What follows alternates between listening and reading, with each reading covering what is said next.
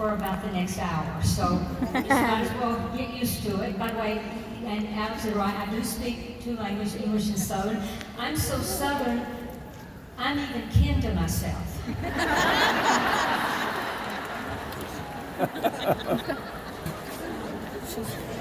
When your grandmother is your aunt, it's confusing.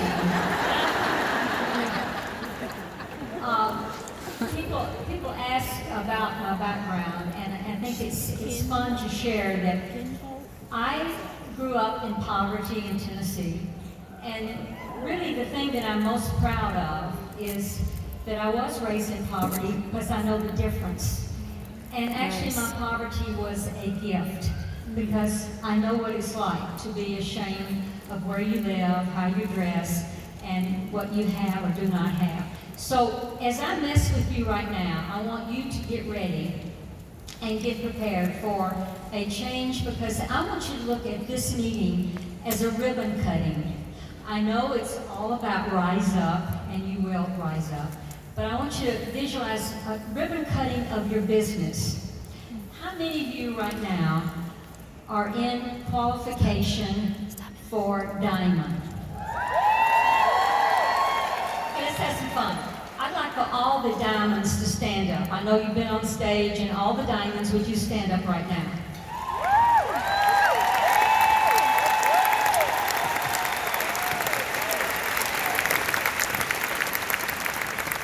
And the reason that they are diamonds, and some of you are not, is because they've been rejected more, they've been told no more, they've been turned down, they've been laughed at, they've been sometimes embarrassed when people would make fun of them. But they have one ingredient that I want to spread through this whole arena. They have courage. They have courage. Every successful person at some time, you keep standing, every successful person at some time in their life has felt subjected to prejudice or they felt inferior. And I know we all go through that. Now, you diamonds can sit down. Congratulations for having courage. The one ingredient, if you're writing notes right now, the one ingredient that they have doesn't mean that you have to be taller, shorter, thinner, more beautiful, more educated. It's a level playing field in Plexus for everybody that wants it bad enough. You gotta want it, and there's nothing that I can do or anybody else can do for you to want it until you do. Now, I want everyone that's in qualification for Diamond to stand up. I want you to stand up that would like to be Diamond. Like everybody, right?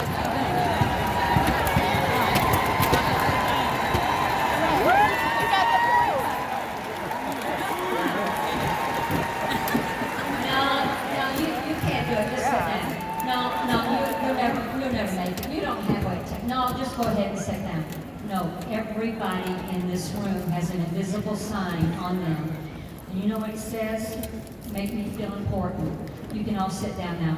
This is simply a people business, and it's based on 3 words. This is a great one to write down too. It's activity, activity, activity. Can I have my first slide?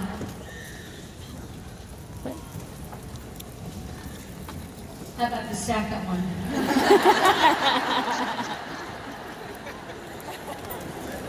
I don't have any slides. I'm just messing with you.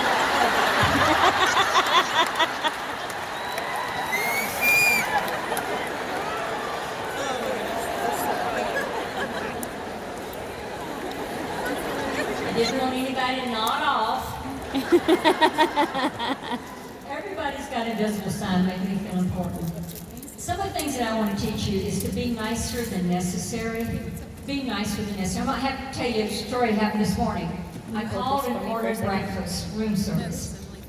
Nicest girl called me back, and she said, ma'am, if you don't order a la carte, like 1 egg, 1 bacon, she said, you get the whole thing, you're going to save $12. I said, did Tara or Alec call you back to tell me this? Is this how you found out?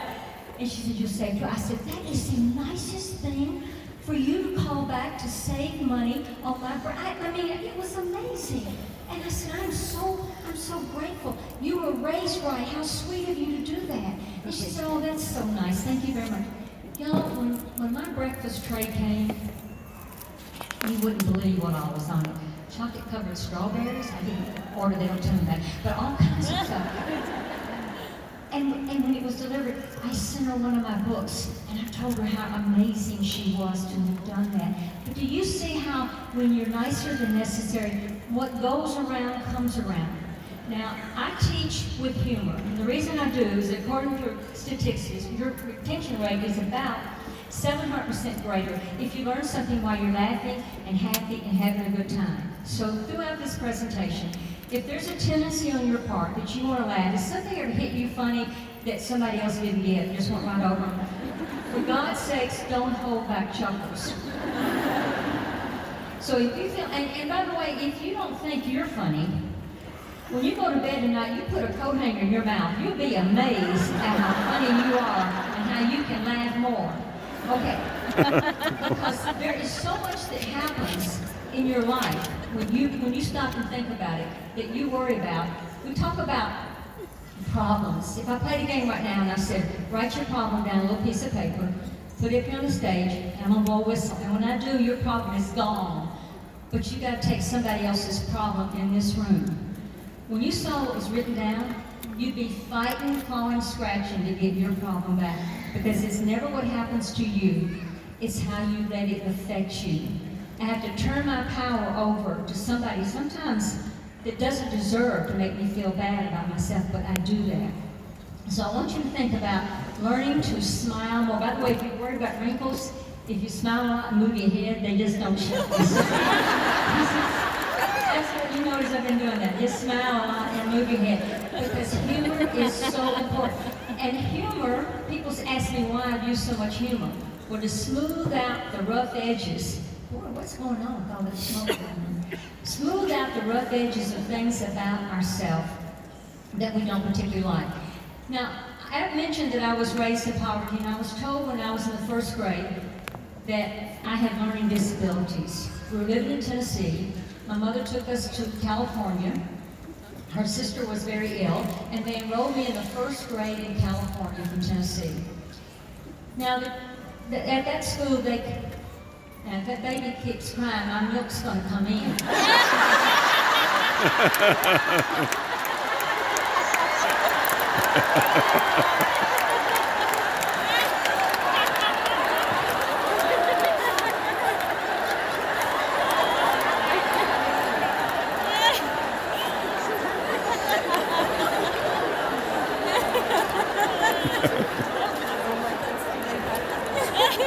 Sometimes it's only on one side.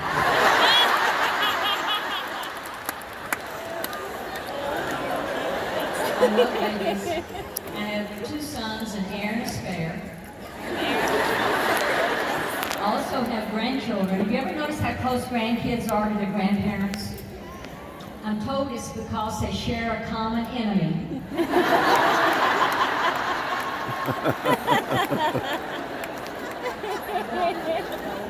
So in the first grade, I was told I had learning disabilities. Go to California and they test me and they call Mama.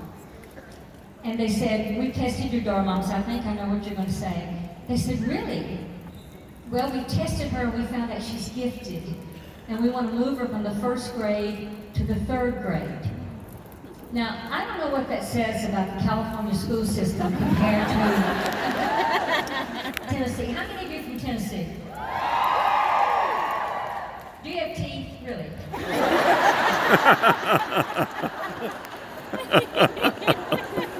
Most of them. I know.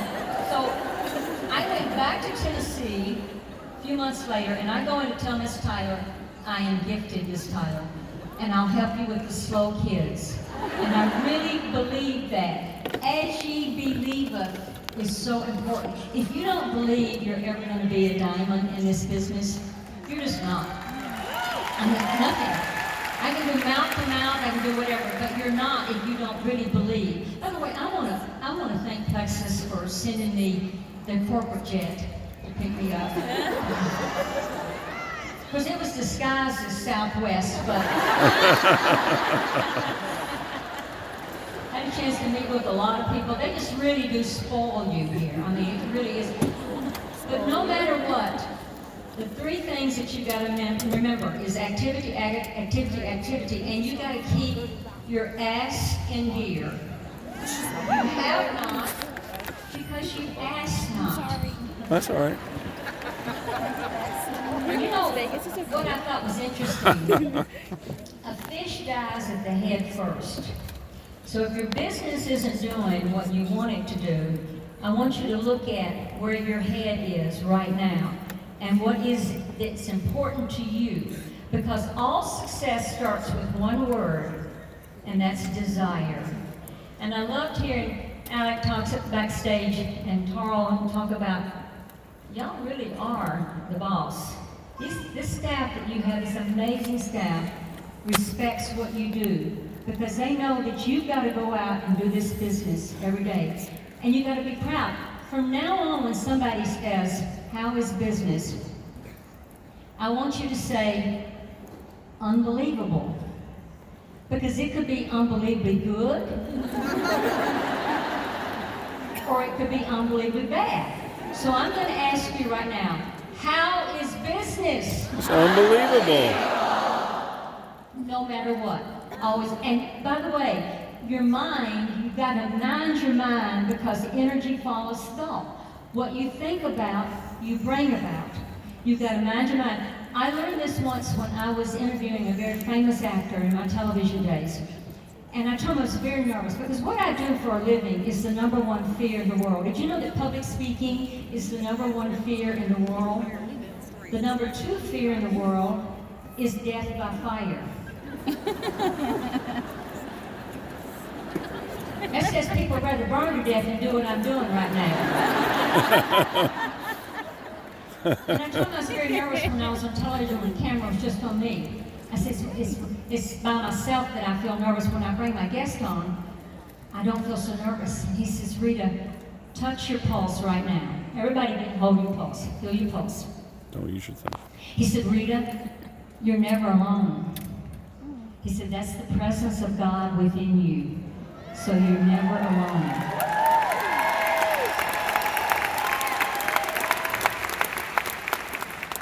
This business gives you a chance to set your priorities.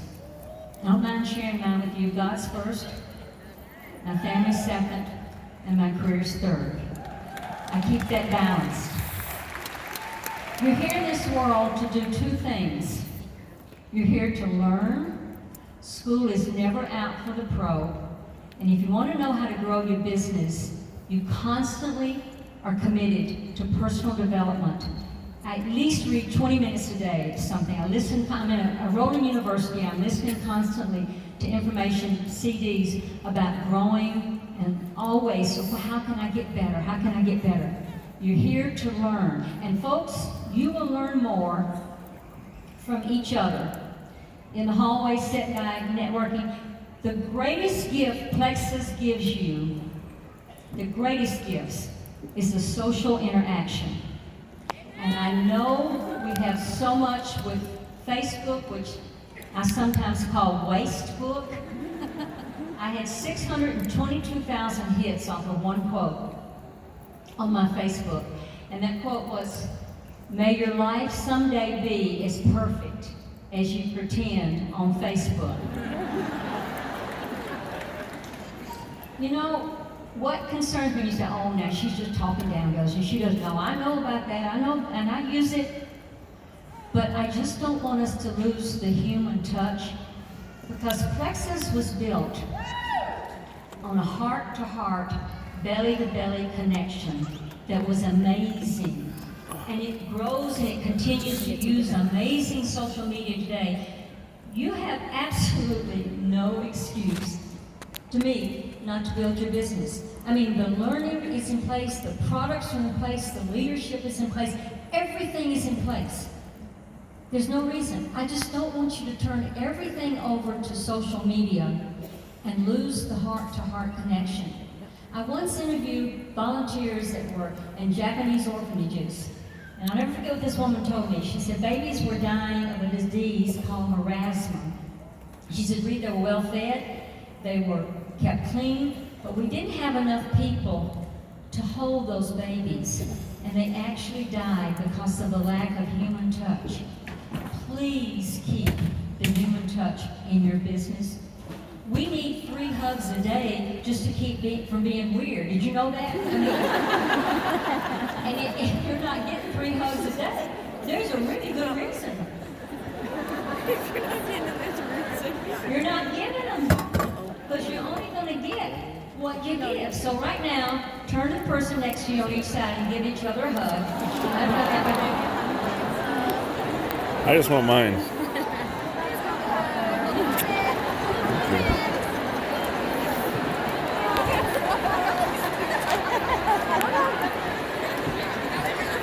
Doesn't that feel good?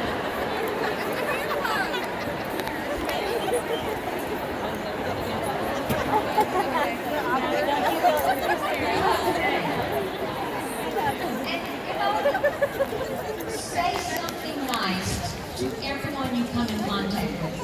Okay, I was leaving a restaurant the other night, and this couple were standing there, and this man looked down and he said, your toenails are such a good color. That's so beautiful. I was blown away that he had mentioned, nobody's ever mentioned my toenails going out of a restaurant before.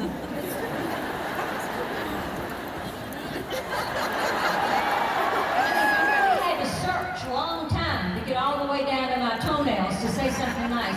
And sometimes appreciate it.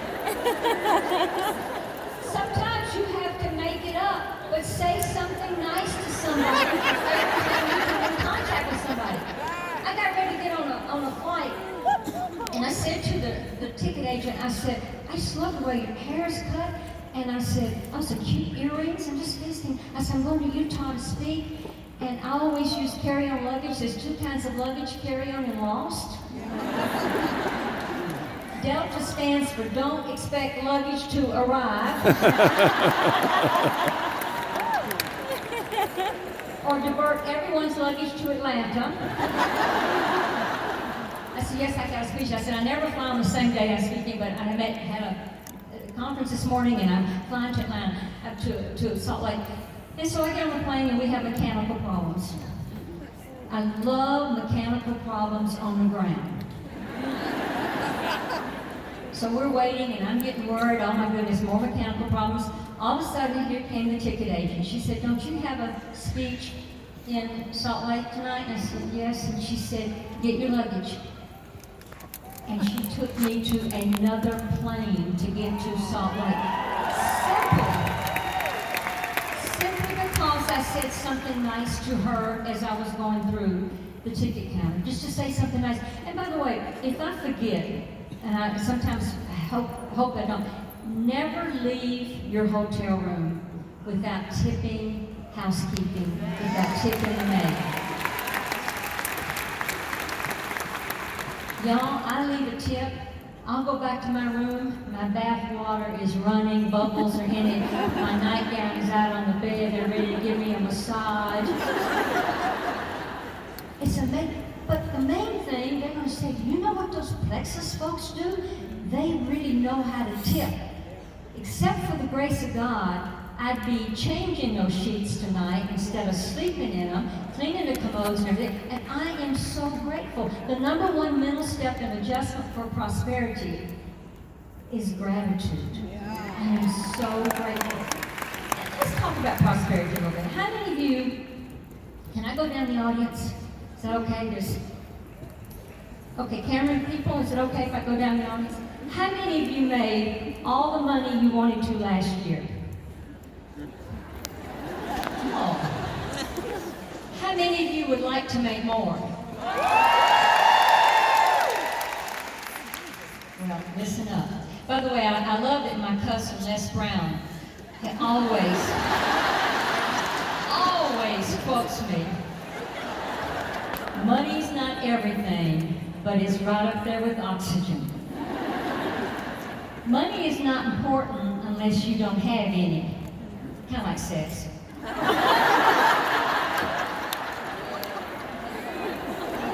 She's like, does not hold When back. I talk about I like her. prosperity, in order to get, you have to give. And it's even more important when you give when you don't have so much. You said, Rita, you built a team. I don't have all that much to give. No, but you can give recognition. You can give accomplishments. You can talk about people. You can encourage people. And I did. When I got into this business, I was spending so much gifting the team. My husband said, is this a nonprofit thing you've gotten into here? And then the other thing that happens is that sometimes you sponsor somebody. By the way, people say, where did you find people sponsor? I sponsored everybody that would fog a mirror. Anybody above ground was good for me to sponsor. I got a traffic ticket one time and I sponsored the police officer. That's hard. My plumber, he said, if you just wait till I get this fixed, I'll talk to you about that business. But I talk to nobody is too big and nobody is too little to talk about this business to. And every time you open your mouth, money goes in or out by what you say. And you never run your business down to your success line. If you got something to say, you can say up, but never down. Let me tell you what that's like. I used to have a Shih Tzu. Ain't you ever had a Shih Tzu? When you have one, you cannot housebreak a Shih Tzu. Just forget about it. You just can't. Don't you know what I'm talking about? So if I was going to have a dinner party and my Shih Tzu Chelsea pooped on the floor, do you think I'd bring everybody over to see it? Come over here and look at this. My name is not Tansy. Do you want to smell it? Get down close to it. You want to take a little bit of that home with you? But how many of us catch ourselves saying negative things about our business? You just don't do that. You say no. I mean, there's stuff that happens. But do you want to bring it up to people? So the business starts out with, first of all, you gotta wanna, and it's gotta mean so much to you. You gotta prepare for impact with this business. Captain Sully Sullivan landed flight 1549 on the Hudson. By the way, when he said, I have mechanical problems, I'm gonna land this plane on the Hudson. Well, the flight attendant, they were trying to figure out if there's an airport called the Hudson. They couldn't understand it. Well, he said to his crew and passengers, he said, brace for impact. Well, what I say to you is to prepare for impact. You got your health, you got everything, by the way. My friend Omar Bombeck was my neighbor. I live about $3 million down from her house. And I said to her, I just heard you got $14 million for an advance. What's she written in her last book? $14 million. I don't know what that's like. I'll never forget what she said. She said, Rita, I'd really rather have a kidney. Put your hand back here. Those to name this off. You know where the kidney is kind of back there. You got $14 million that you didn't even think about until I mentioned it. I mean, I know you had to pay money to get here. You had to give up a lot. You had to give babies. I know. But you didn't know you were going to get a $14 million gift. Let's go on the other side.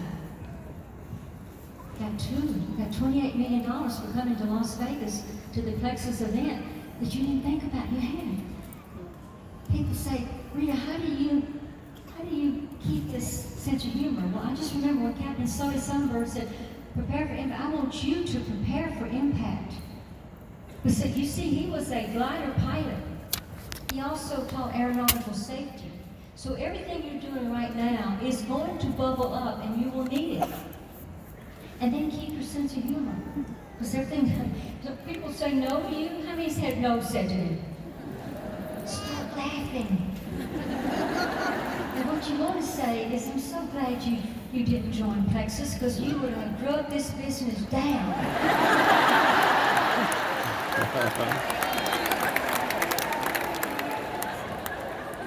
Thank you, but most of you are not so worried about your purpose, because see, your purpose in life is to get good at something. Get good. God sent all of us here with a purpose. Get good at it and then give it away. You're not as worried about that because you're trying to figure out, why is the woman wearing 2 watches? This is driving some of you crazy. I know.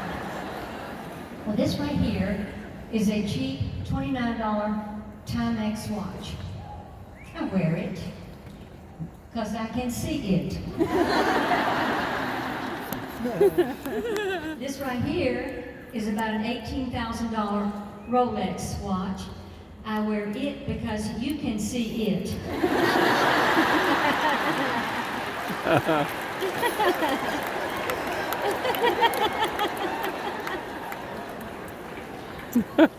I don't really need a Rolex watch to feel good about myself, but you need to see me wearing one. Does Rolex have 2 L's in it? Oh, by the way, I want to show you my birthday present, my surprise birthday present I just got. It surprised my husband when I got it. It's one of the most important things. I married my high school sweetheart. People ask, what's the secret of a relationship lasting that long? See, before you marry a man, you do not know he's going to chew on an apple where you can hear it 5 miles away. You don't know he's going to get up in the morning and go out to play golf and dig in that bowl of cereal and it can hear it rattling all over your Before you marry a man, we dated 6 years. Before you marry a man, you do not know he has gas. I mean, 3 weeks later, there was a mushroom cloud over our apartment. It killed my canary. You just don't know. People say, what is the secret? First of all, just don't expect much. I was newly married, living in Florida. My husband was a space program that put a man on the moon. He's by Joe Mensa. Kind of outmarried myself a little bit, but anyway, I was homesick and I was putting a letter in the post boxes to my mom, and the postman was standing. He said, "Little lady, you don't look happy." I said, "My husband doesn't make me happy." He said, "Ma'am, I don't know you, but you're going to be as happy as you make up your mind to be." Something came over me I had never experienced before, but I realized I'm going to be as happy and as successful as that I make up my mind to be. And then you have adversity happen, folks. It just does. I was with my sister about 3 years ago. We were in a furniture store, going down some steps. There were displays, and I stepped back to look at the display, and I thought I was at the basement floor, and I fell. And I was hurt bad. I'd broken my wrist. My sister faints easy, and I'm trying to think what I can do for her not to see how my wrist is, because if she faints, we got a real problem here. What am I going to do? Paramedics arrived. I'm laying on the floor. I have on a blazer, and I have on, so I'm dressed nice. And the paramedic, by the way, always dress nicer than the people that you're going to be presenting to. The way I see your team dressed on stage, that's a home run, let me just tell you. So congratulations to all of them. They really. Anyway, I'm laying there, and paramedics starts asking me questions. Well, what's your occupation? Well, what do I say? I'm an author, I'm a speaker, I'm a broadcaster, president. What do I say? So I'm laying there, and I said, I'm an exotic dancer.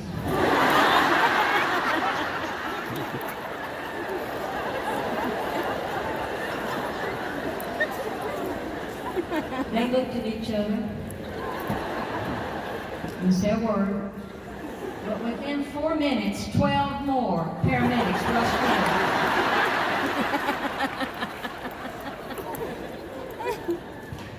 If you're ever in an accident, do something like this. Anyway, on the way to the hospital, the paramedic said, "Ma'am, you want a shot of morphine?" I said, "Honey, I've given birth twice. I can take a broken arm. Don't worry." He said, "Ma'am, you don't have to answer this because we're not supposed to ask personal questions, but where do you dance?"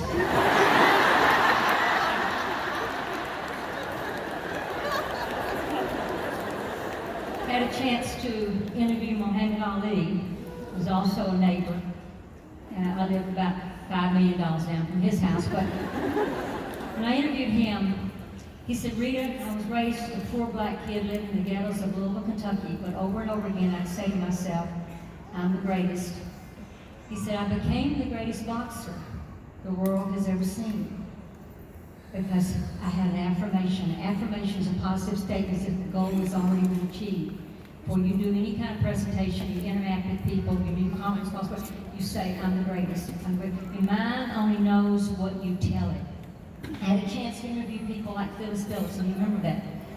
She was cleaning offices, and she was very poor. She said, Rita, I was practically homeless, I had 5 kids, I was divorced. She said, I was cleaning trash cans, and I found a book, The Magic of Believing, Claude Bristol. And she said, I read that book over and over again, and the magic of believing. I heard the word belief on stage, and you got to believe. Because if you don't, there is nothing anybody, you're going to get the greatest training. One idea that you get from this conference can make you a multimillionaire. Just one idea. But you got to act on it. You got to act as if. If you knew you were going to save a family member's life, would you hesitate to build your business and to make a difference? I have no idea what the time is on this, so you watching on? Okay, I know. One idea. There's a great example. Who in this room has a young child? Anybody with a young child? And what's your name? Alicia, and your child? How old is your child? Your youngest? 7 years old. And Alicia, what's your child's name? Sinclair. Alicia, do you know what an I-beam is? I-beam is a piece of metal that's shaped like an eye. It's about 12 inches wide. And Alicia, if I laid an I-beam right here, this is a really old story, but I've used it for years. But if I laid the I-beam down here and I said, Alicia, I will give you $50 if you walk across this I-beam. Would you consider doing that? Okay, she's thinking about it. Alicia, if I take that same I-beam and I put it between 2 of the tall buildings here in Las Vegas, and I ask you, Alicia, if you'll walk across that I-beam for $50, and it's 35 stories up, would you do that? Okay. What if I gave you $100,000? It's she's thinking about it. It's raining and, you know, if the wind's blowing, Alicia, would you go across that I-beam for $200,000 in bad weather like that? Okay. No amount of money, right? Work with me on this, girl. No amount of money. She's like, well. Okay, Alicia, let's just say that, God forbid, Sinclair has been abducted. And the authorities take you, and you know where your child is being held. And that person is holding that child and says, if you don't come across this I-beam 30-something floors up, then I'm going to end this child's life. And you're standing there, Mama, and you're watching your child being held. By the way, I had one man say, which kid are they holding? Is it wrong that I was thinking that? That's not wrong, right? So let me ask you, Alicia, for Sinclair, would you go across that I-beam that you, no matter what, would you see how I feel about this business, y'all? I am so sincere. I am so sincere about it because I know it can save lives. A few years ago, I encouraged my sister to get into this industry. By the way, I heard Janice talk about the industry and the business and how profitable, how wonderful. Do you know you're still on the ground floor of an amazing opportunity? Do you realize that?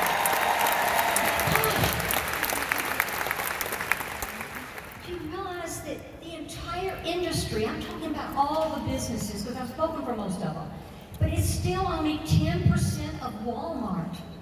Do you realize what growth potential this business has? And where you are?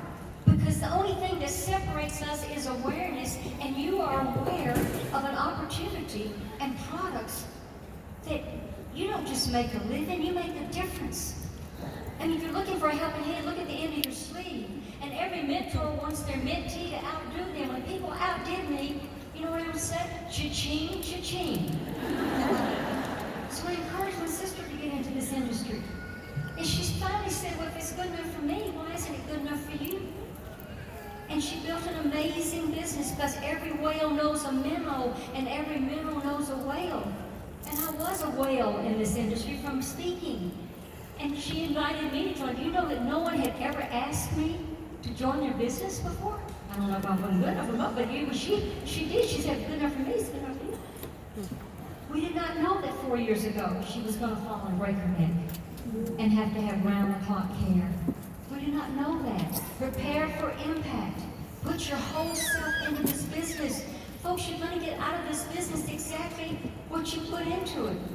No more, no less. I have no idea what the time is. Anybody see that little timer up there?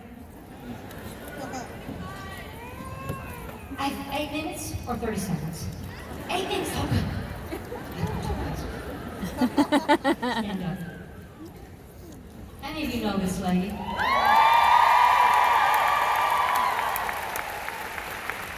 What an example you are to everyone because of your loving spirit.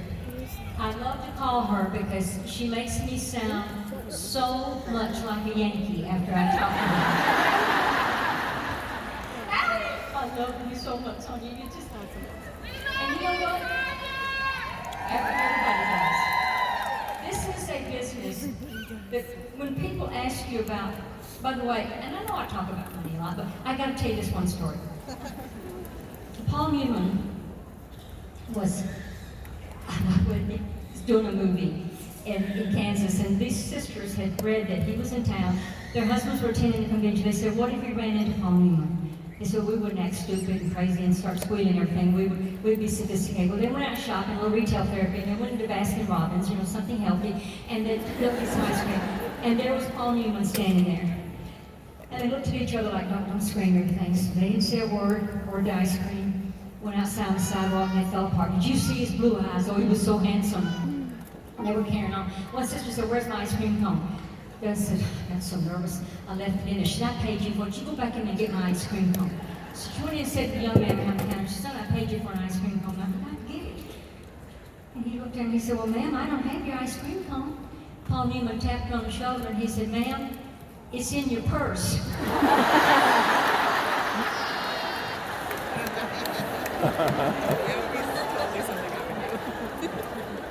It's in your purse, folks. You can do some. By the way, I love having all these men here because I love men. I married one. As I said, I had 2 sons. I think God created man first.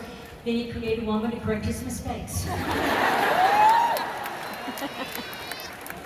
especially love short men because they can't see your roots, and that's comforting sometimes. My husband says he did it like that because he didn't want a lot of suggestions, and I'd had a few. So I said to my husband, we watched that, I don't know if you saw the Robert Redford movie, Indecent Proposal, where he offered $1 million. Yeah, so we watched that, my husband said, let me tell you something. He said, you've interviewed Robert Redford for $1 million. Would you consider sleeping with Robert Redford? He said, David, that is a lot of money.